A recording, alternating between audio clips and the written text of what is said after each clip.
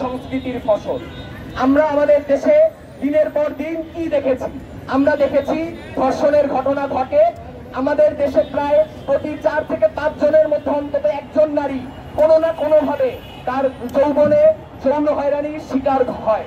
তারপরেও আমরা কি দেখি যে সামাজিক চাপের কারণে এই একমাত্র একটা অপরাধ যাতে ভিকটিম নিজে সামনে আসার সাহস পায় না, এই একমাত্র একটা সহিংসতা, যে সহিংসতায় যে শিকার হয় সে বিচারের কাছে আসার আগে তাকে সমাজের কাছে হেয় হয়ে যেতে হয়। আজকে চিন্তা করুন, আপনার বাসায় যদি চুরি হয়, আপনার কাছ থেকে যদি কোনো কিছু ছিনতাই হয়, তাহলে আপনার আশেপাশের সকল মানুষ আপনাকে সহমর্মিতা জানায়। কিন্তু আমাদের সমাজ ব্যবস্থায় আমরা কি দেখি?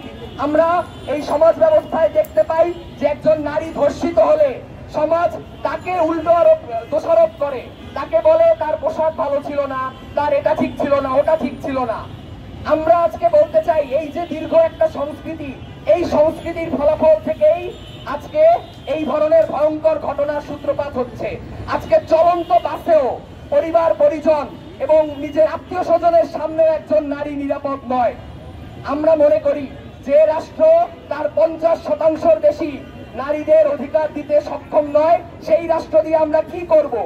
আমরা এমন এক রাষ্ট্র চাই যে রাষ্ট্রে নারী পুরুষ নির্বিশেষে প্রত্যেক মানুষ তার নিজের ন্যায্য অধিকার পেতে সক্ষম হবে। এমত অবস্থায় আজকে